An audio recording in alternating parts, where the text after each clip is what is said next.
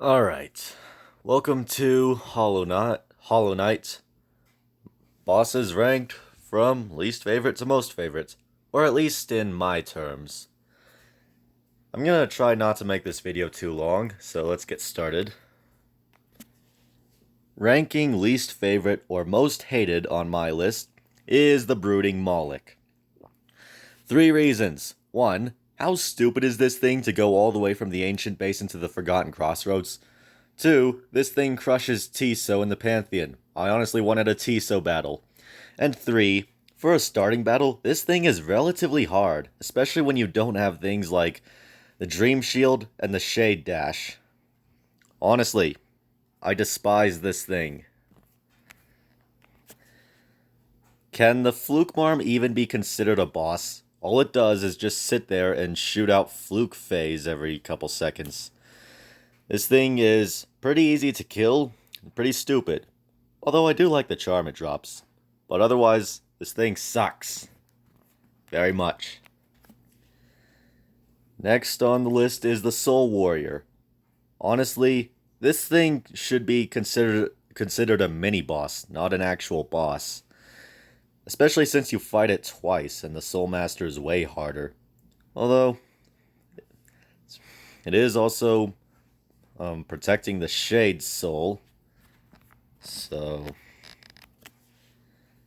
it's literally just an old man who smashes pancakes at the ground while humming in the middle of a fungus forest. That's all there is. Gruzfly Mother. A much lesser boss in which all it does is slam around from place to place. I mean, sure, it's a starting boss, but still, this thing is a lot lesser acknowledged by me. What sucks is that fighting this boss gives you a decent amount of Geo, but unfortunately, it also means you save the worst character in the entire game. Even if it's the right thing to do, Zote kind of sucks. Besides, all this thing does is screech at you to summon Vengeflies, and occasionally dive at you. The Ablobbles. I mean, it's a funny name, but these things are basically just fat flying pufferfish things, and one gets angrier when the other dies. Otherwise, they just spray infection juice everywhere and fly around very slowly and stupidly. I'm sure the crowd is entertained. Very. The God Tamer. Why not just bring in multiple beasts? Or alternatively, how did you even tame this freaking thing when you kind of suck, you don't do much. It's the beast that's really fighting. And it's really just a Balder that's spitting out a lot of infection juice. That's all it really seems like. But all you really need to do is just pogo off of it. That's it. It's a stupid ghost singing in the darkness with souls flying around, and platforms and stuff. With, you basically have Kara's face, and I don't like that. You're not allowed to do that. Besides, technically, you don't even need to fight this boss. If you don't have the Dream Nail, you could just go past it and get the free Mask Shard. Or was it a Vessel Shard? It doesn't matter. The only reason you'd want to fight this boss is for completion or for the Pantheon. Marmu. It's just a ghost with a weird face that hurls its body at you like a volleyball. But it does make cute sounds, I'll give it that much. And for the Queen's Gardens, this is a very interesting and suiting boss. For the Watcher Knights, you can just drop a chandelier to kill one when you're doing the original battle and not the Pantheon. Otherwise, it's also interesting how there's 5 of them, well, 6, as opposed to just 1. But what's hard is there's at least 2 at a time, and they attack by rolling at you and jumping a ton. It's pretty difficult. This is a relatively difficult boss. Then again, you would know that since you need the Shade Cloak just to get to him, but the fact that he just summons random spears as if he's Undyne all around you, and just has a shield that circles him as well as summoning another, and occasionally making that shield just fly out. This is a pretty difficult and definitely unfair boss. Besides, it's not like this guy drops the Dream Shield. You can just get it way earlier.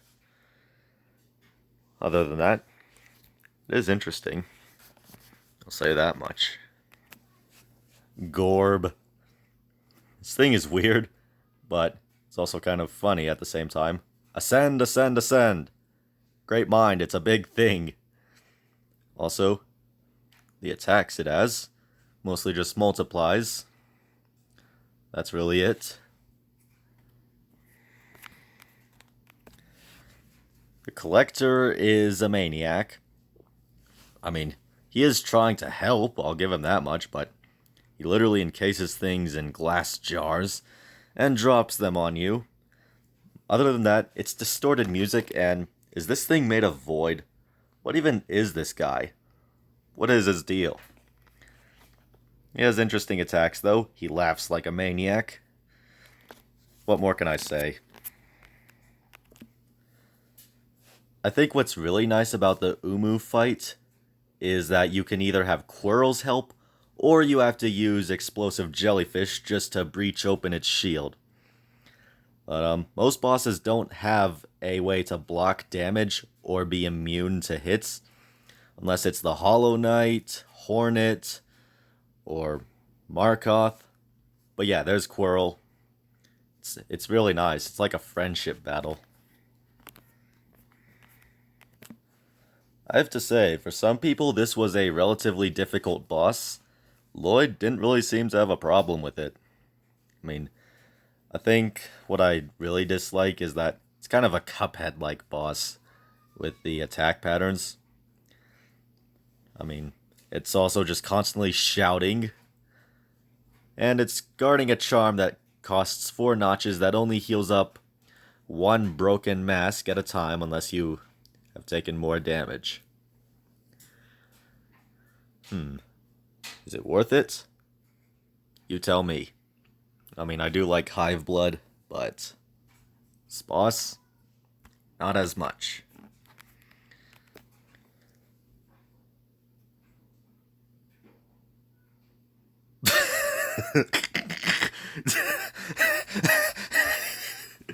You just say you're the strongest boss, and then you say, unlike that poor fellow who's your corpse. Other than the funny opening, this boss exists in Deep Nest, a place filled with spiders, parasites, reanimated corpses. Other than that, he just spins his leg like a scythe and then summons 2 lesser saw blade-like things. That's all it really is. Nosk. This thing steals attacks more than it steals faces. And I'm specifically referring to the Pantheon of Hallownest counterpart. Because, well, how do I put it? Let's see. So it flies like the Vengefly King, shoots the broken Nosk sludge pellets. I can't exactly think straight, but this is an interesting boss. It did kind of creep me out at first. Executed for his crimes against the king.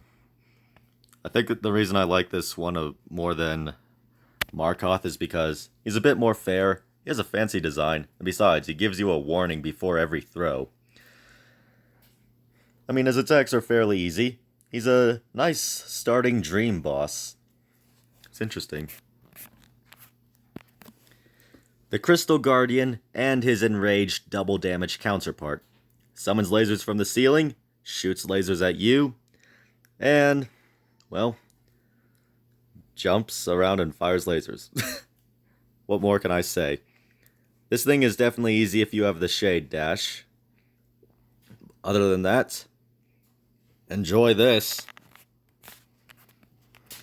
The Dung Defender and his White Defender counterpart.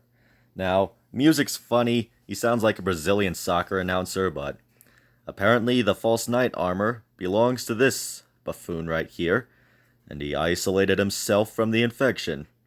And, he throws his own waste at you, it's disgusting.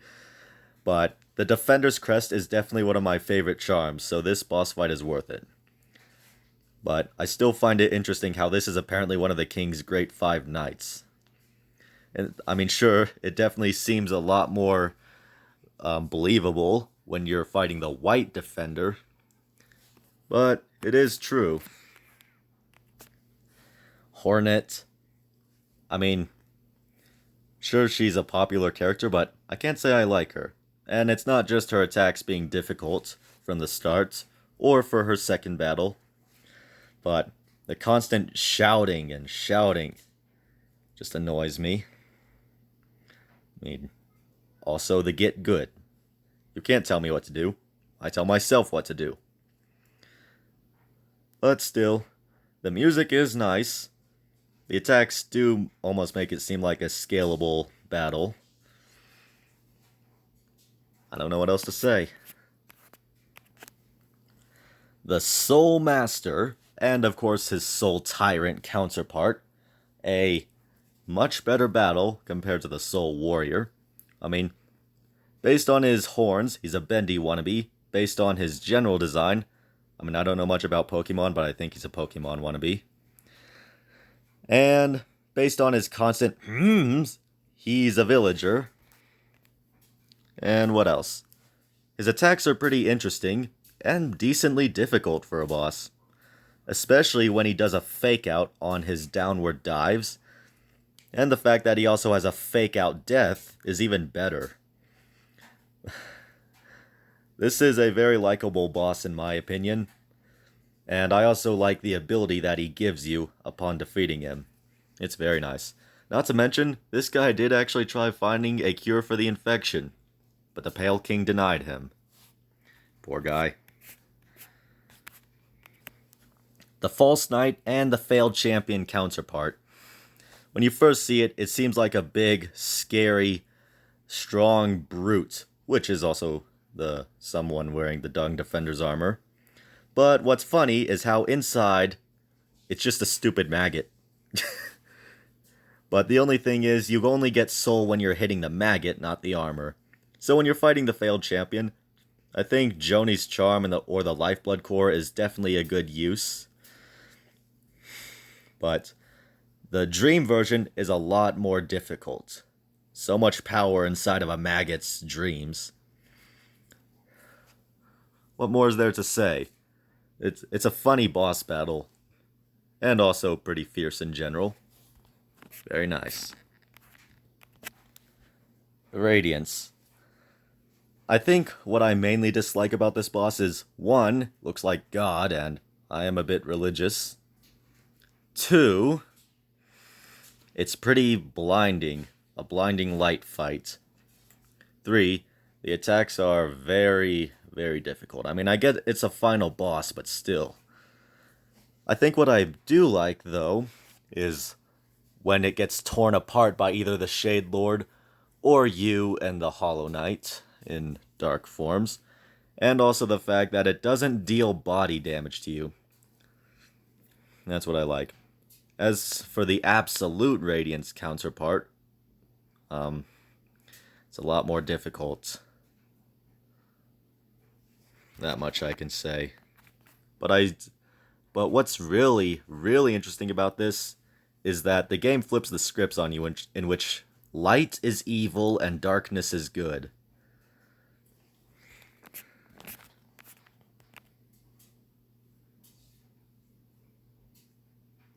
It's literally just a stupid bush.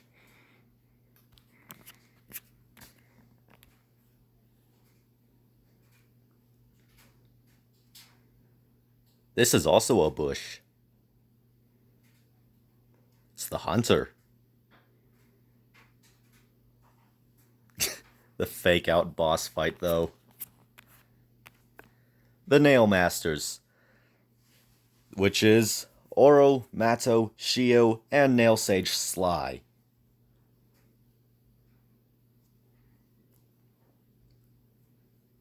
I'm not going to go into further detail about all of this.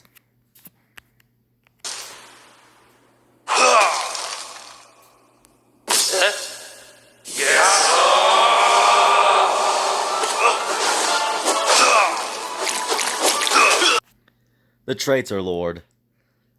There are 4 thrones for the Mantis Lords, and yet, well, let's just say the Traitor Lord decided to join the infection willingly.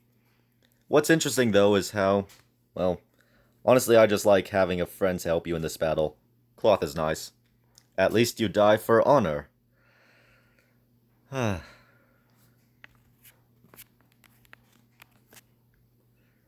Grey Prince Zote. I'm not going to read all the adjectives, but honestly, what can I say? I extremely relate to this boss in general. I mean, essentially, Zote stole your girlfriend, Bretta, and she turns to him and thinks of a much more powerful form for him. I'm a bit biased with Kara and Asriel, but I don't exactly make them more powerful than they already are. But Bretta completely breaking and losing it whenever you defeat Zote, I can definitely relate. This is a weird boss battle, though, for a dream. Although, to be fair, I simp for Kara, who is a virtual character, so what can I say? Now, come on. You can easily beat Zote. What's funny is nobody showed up to his boss battle. I mean, obviously, Zote is easy to defeat. He's that weak and pathetic, even though the fandom usually treats him like a god. But the better question is, how many Zotes can you defeat until they overrun you? Not to mention, Zote is just mocking his Grey Prince theme, which is definitely a good battle theme. I enjoy a lot of the music, but because I have disabled the audio, I can't really comment on that. The Broken Vessel, otherwise the icon of my channel, unless you're late to my channel and I changed it after another year or so. Now, what can I say? I'm definitely mentally damaged. But what's funny is this thing is literally just a dead vessel discarded by the Pale King because he was imperfect. The music is practically broken, but it sounds so good at the same time. It's literally just a dozen or so life seeds inside of its head, and that's why it's so powerful. It's amazing. And the Lost Kin counterpart is pretty fun as well. Honestly, this is a good battle in general. The Mantis Lords and their Sisters of Battle counterpart.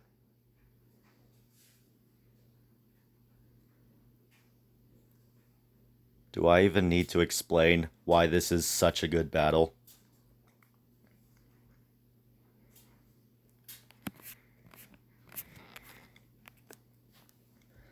Finally, well, not finally, but here we have the Hollow Knight. It's sad, really. The Pale King chose him to save everyone from the infection, but it wasn't even the right choice.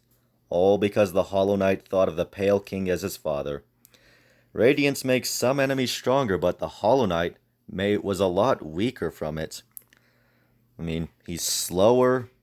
He has a couple new attacks, at least. But look at him. Other than that, you know I use this for quite a few things. And I'll wait for that to appear. But that howling screech he unleashes. His epic boss battle music. It's just so good. I absolutely love it. It's just amazing. And even if it's the final boss, well, second to final boss if you are able to fight the Radiance, it's actually pretty good that it's not all that powerful. It's supposed to, I'm sure you get the idea. Just give it a moment.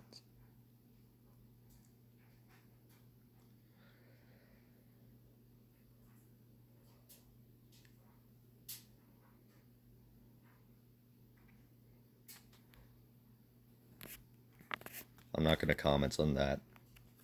The Hollow Knight's counterpart, the Pure Vessel.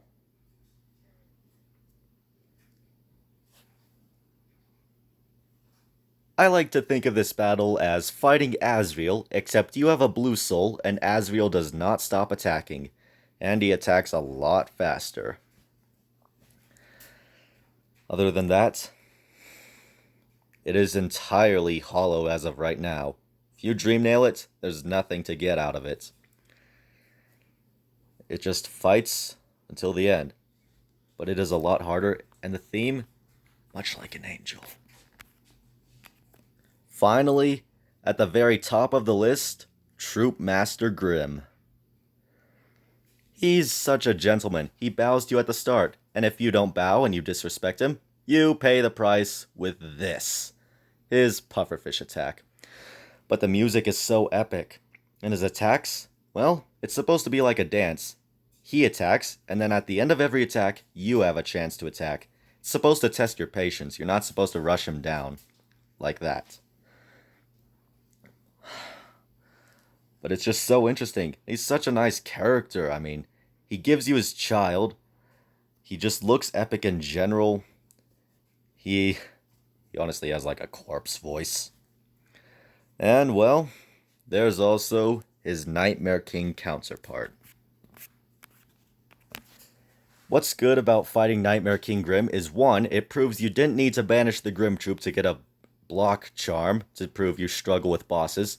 Two, you fought a hard boss, and, well, you strengthened your cute little child that he gave you. But the double mask damage, the extra attacks, the fire trail, faster attacks in general, absolute pain. Grimm, what can I say? He's awesome. Anyways, that's my ranking on least favorite to most favorite Hollow Knight bosses. If I missed anything, I'm sorry, and I probably should have talked about the music a bit more, but I can honestly say this meme is highly true. Anyways, thanks for watching, and I'll see you in the next video.